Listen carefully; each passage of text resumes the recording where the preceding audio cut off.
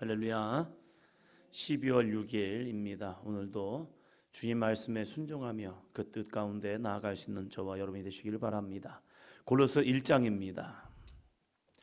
사도 바울은 예수님을 만난 적이 없었습니다. 그럼에도 불구하고 이 환상 가운데 다메섹으로 가는 도중에 예수님을 만났고 그 예수님을 통하여서 가르침을 받았고 그 가르침이 누구보다도 더 잘 예수님을 설명하는 사도 바울입니다. 예수님을 핍박하던 자였습니다. 예수 그리스도를 믿는 자들을 박해하는 자였습니다. 그런데 그가 예수님을 만났기에 그 예수님을 전하게 됩니다. 그 예수님이 오늘도 우리를 만나 주실 줄로 믿습니다. 그 예수님을 만났다는 것은 예수님을 경험했다는 거죠. 경험했다는 것은 그분을 말할 수 있다는 거죠. 사도 바울은 누구보다도 예수님을 정확하게 말합니다. 왜 예수님을 믿는 사람들을 핍박했느냐? 그분이 하나님이라고 했기 때문입니다. 그분이 하나님이라고 했기 때문에 이 바울은 그것을 용납할 수가 없었습니다. 왜요? 그는 유일하신 전능하신 여호와 하나님만을 믿었기 때문에요. 그런데 그가 깨졌습니다. 어떻게 깨졌느냐? 그가 예수 그리스도를 만남을 통하여 자신의 이성과 경험이 죽어진 겁니다. 내가 죽지 아니하면 결코 예수님을 만날 수 없었기에 그는 완전한 죽음을 경험했습니다. 그 죽고 나서 드디어 예수님을 만났고 예수님을 만남을 통해서 늘 그는 고백하는 것은 예수님과 또한 자신의 죽음입니다. 오늘 이 시대를 살아가는 우리들도 마찬가지입니다. 내가 죽어져야 내 안에 예수 그리스도가 살아납니다.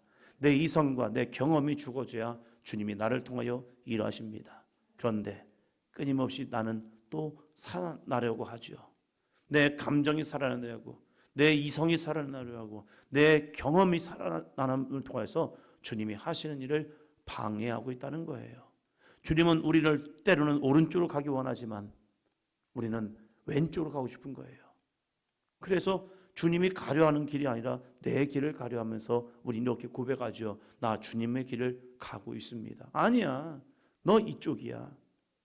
어제 역사하신 하나님의 은혜 속에서 오늘 역사하신 하나님의 은혜를 바라보지 못하고 있다는 사실이에요. 그래서 우리는 늘 깨어 있어야 하고요, 늘 주님의 말씀을 경청하는 삶이 되어야 합니다. 1장 14절입니다. 1장 14절. 그 아들 안에서 우리가 속량 곧 죄 사함을 얻었도다. 아멘.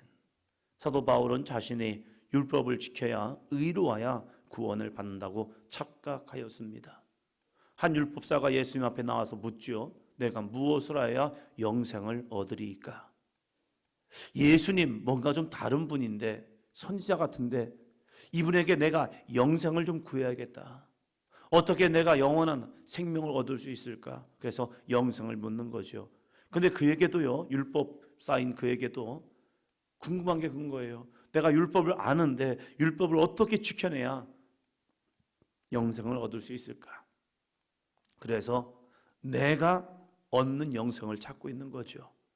그럴 때 주님께서는 다른 것이 아니라 하나님의 온전한 믿음, 그 믿음 안에서 영생을 얻을 수 있는 것, 우리의 행위로서가 아니라 온전한 믿음.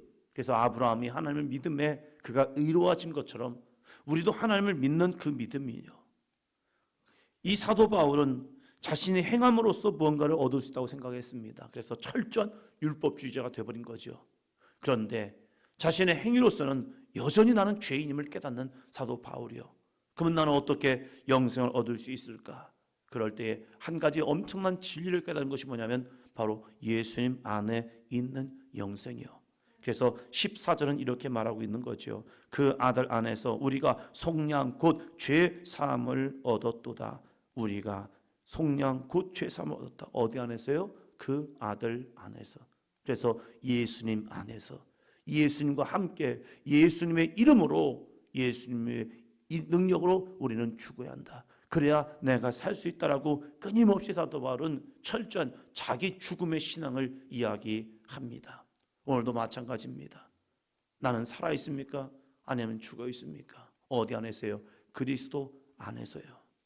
철저한 자기 죽음이 없으면요, 여전히 사단은 우리를 유혹합니다. 내가 하나님이 될 수 있어. 그게 뭔데요? 내가 나를 구원할 수 있다는 거예요. 끊임없는 선악과의 사건은 우리에게 다가오고 있습니다. 한 번으로 끝납니까? 아닙니다. 끊임없이 사단은 나에게 선악과를 먹이려고 한 겁니다. 네가 한 거야. 네 신앙이야. 네 능력이야. 네가 간 거야. 아니죠. 사도 바울은 그래서 철저한 자기 죽음을 이야기합니다. 나는 죽고 내 안에 오직 예수 그리스도가 살아나야 함을 사도 바울은 끊임없이 우리에게 전하고 있다는 사실입니다. 오늘도 우리는 내가 살아있습니까? 아니면 내 안에 예수 그리스도가 살아있습니까? 내 고집대로 간다면 그것은 내가 살아있는 거예요. 그러나 나를 죽이고 주님의 말씀에 오늘도 순종하고 있다면 오늘 내 안에 예수는 살아있는 겁니다. 예수는 누구입니까? 15절입니다. 그는 보이지 아니하는 하나님의 형상이시요 모든 피조물보다 먼저 나신 이시니 16절이요 만물이 그에게서 창조되되 하늘과 땅에서 보이는 것들과 보이지 않는 것들과 혹은 왕권들이나 주권들이나 통치자들이나 권세들이나 만물이 다 그로 말미암아 그를 위하여 창조되었고 아멘. 예수님을 창조주로 고백합니다. 그들은 이 사도 바울의 마음속에는요 있을 수 없는 일이었습니다. 창조주는 누구인데요? 여호와 하나님입니다. 태초에 하나님이 천지를 창조하시라. 이 창세기 1장 1절의 사건은요 이 유대인들에게는 그들 안에서 끊임없이 고백되는 말씀입니다. 하나님 누구입니까? 창조주 하나님이요 여호와 하나님이요. 그런데 예수 그리스도를 여호와 하나님과 동일한 분으로 고백한다? 이것은 그들이 지금까지 생각했던 신앙 속에서 결코 고백할 수 없는 고백인 거예요. 그것이 그에게 부딪힘이 되었기에 그렇게 스데반을 죽이는 데도 앞장섰고 다메섹에 가서 그리스도인들을 잡아다가 옥에 가두고 죽이는 거에 그것이 마땅하다. 그래서 그가 자기가 하고 있는 일이 하나님의 열심인 것처럼 열심히 수고하고 했었던 거죠. 그런데 예수님을 만났거든요. 예수님을 만나고 보니까 그분이 하나님이신 거예요. 이 고백은 예수님을 만난 자만이 할 수 있는 고백의 모습입니다. 이해로 안 돼요. 지식으로도 안 돼요. 그러나 그리스도를 만나면 이 고백을 할 수 있습니다. 우리는 신앙생활을 통하여 그래서 예수님을 만나야 합니다. 예수님을 만날 때 베드로가 고백한 것처럼 주여 나를 떠나서 나는 죄인입니다. 왜요? 예수님만이 나의 죄를 해결할 수 있는 유일한 주권자로 고백을 할 수 있기 때문입니다. 그런데 예수님이 죄사함을 선포하니까 유대인들은 말이 안 맞는 거죠. 하나님 한 분 외에 어떻게 누가 죄를 사할 수 있으랴? 이거 신성모독이구나 라고 고백하는 거죠. 그러나 예수님을 인격적으로 만나면요 이 고백이 나옵니다. 주여 나를 떠나소서 나는 죄인입니다.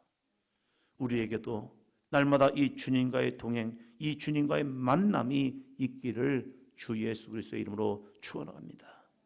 내 안에 내 감정이 일어나고 내 안에 나도 모르는 이 감정들이 일어날 때에 내 스스로 나를 이기지 못해요.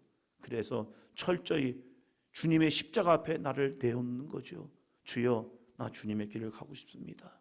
나 주님의 뜻에 순종하고 싶습니다. 나 주님의 뜻에 복종하고 싶습니다. 그러나 이 감정이, 이 생각이, 이 이성이 끊임없이 나를 대적합니다. 주여 내 안에 오직 예수 그리스도만 남게 하여 주옵소서. 그런데 이 골로새 교회를 보면요 참 아름다운 신앙을 살아갑니다. 예수 그리스도를 전하고 있는 이 골로새 교회에 이들의 신앙에 정말로 아름다운 신앙이 있는데 사도 바울이 이 표현을 자주 씁니다. 1장 3절부터 봅니다.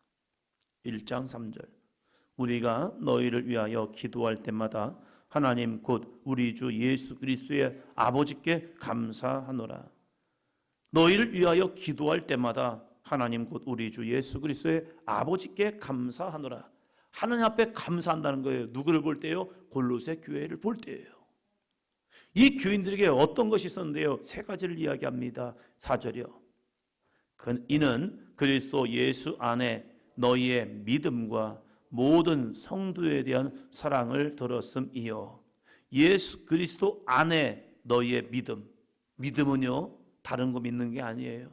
내가 잘 되리라, 내가 성공하리라, 내가 이루어지라, 이것을 믿는 것도 중요하지만 정말로 믿음은 무엇이냐? 믿음은요 그리스도 예수를 믿는 것. 할렐루야. 뭘요? 예수님이 나의 속죄의 은혜를 주시는, 속량의 은혜를 주시는 유일한 구원자임을 믿는 거예요. 그 믿음을 떠나면 이단이 돼요. 그러나 그 믿음 안에 있으면요 우리는 살 수 있습니다. 오늘도 우리는 이 믿음의 주, 우리를 온전케 하시는 예수님을 바라볼 수 있는 믿음이 있는가? 나는 예수님을 바라보며 나아가고 있는가? 이 믿음이요, 이 믿음, 그리스도 예수 안에 우리의 믿음이 있기를 주의 이름으로 축복합니다. 두 번째, 모든 성도에 대한 사랑을 들었음이요. 모든 성도에 대한 사랑. 좋은 사람만 사랑하고 내가 싫은 사람은 사랑하지 않는 것, 이건 다 하죠. 누구나 해요. 나를 아껴주고 나를 존중해주고 나에게 관심 가져주는 사람에게 사랑하는 것 다 한다니까요. 그러나 예수님은요 죄인들을 위해서 십자가의 사랑을 이루셨습니다. 다른 사람이 아니에요. 죄인들을 위해서요. 우리가 예수님을 닮아가는 것, 그건 하기 어렵지요. 그러나 오늘도 우리가 예수님을 향한 믿음이 있다면 오늘도 주님의 길을 가는 저와 여러분이 되기를 주의 이름으로 축원합니다. 그래서 우리에게 무엇이 필요합니까? 모든 성도에 대한 사랑이 필요하다는 거예요. 모든 성도에 대한 사랑이요. 미워할 수밖에 없는 사람을 사랑할 수 있는 것, 이것은 주님이 내 안에 거하셔야 가능해요. 주님이 내 안에 거하지 아니하면요 미움은 여전히 일어납니다. 여전히 꼴보기 싫습니다. 그런데 주님의 사랑을 내 안에 들어오면요 그 사람을 긍휼히 여깁니다. 그리고 시선이 바뀝니다. 내 안에 이 미움이 내가 아니라 사단 마귀가 내 안에 주고 있구나. 그래서 그리스도의 사랑을 이루지 못하게 하는구나. 주여, 내 안에 있는 미움과 시기와 상처를 예수 그리스도의 십자가 앞에 내려놓습니다. 주여, 이것을 제하여 주옵시고 내 안에 모든 성도에 대한 사랑이 있게 하여 주옵소서. 성령 충만할 때는요 사랑이 가능합니다. 그런데 성령 충만이 식어지잖아요. 나도 모르게 굉장히 미움이 나에게 밀려옵니다. 그것이 바로 이 사랑의 것은요 성령 충만의 게이지입니다. 충만하면 사랑이 가능합니다. 그러나 충만하지 않으면요 다 싫어요. 다 싫어요. 이 목사도 싫어져요. 진짜 왜 저렇게 서 있는 거야 하면서 그래요. 사랑이 일어나면요 모든 것이 용납돼요. 그래서 사도 바울은 고린도전서 13장을 통해서 사랑이 무엇인가를 우리에게 또 전하고 있죠. 마지막 5절입니다. 너희를 위하여 하늘에 쌓아둔 소망으로 말미암음이니 곧 너희가 전에 복음 진리의 말씀을 들은 것이라. 아멘. 하늘에 쌓아둔 소망이요. 믿음, 사랑, 소망. 어떤 데서는 믿음, 소망, 사랑. 이 세 가지요. 우리에게 끊임없이 있어야 할 것은요 하늘에 쌓아둔 소망입니다. 천국을 향한 소망. 그러면 이 땅에서 불평이 사라집니다. 하늘에 쌓아둔 소망이 있으면요 이 땅에서의 삶을 넉넉히 이길 수 있습니다. 하늘에 쌓아둔 소망이 있으면요 이 땅에서 원망과 불평은 사라집니다. 대표적인 사람이 스데반 집사님이 아니었을까 봅니다. 스데반 집사님의 사건을 볼 때마다 너무나도 기가 막힌 것은 어떻게 돌에 맞을 상황인데, 돌에 맞아 죽어야 할 상황인데 그의 얼굴을 표현할 때에 천사의 얼굴과 같았더라. 돌을 던지기 위해서 서 있는 사울은 살기가 등등하였고 돌에 맞아 죽어야 할 스데반은 얼굴이 천사의 얼굴과 같더라. 평안이죠. 근데 그 이유를 이야기합니다.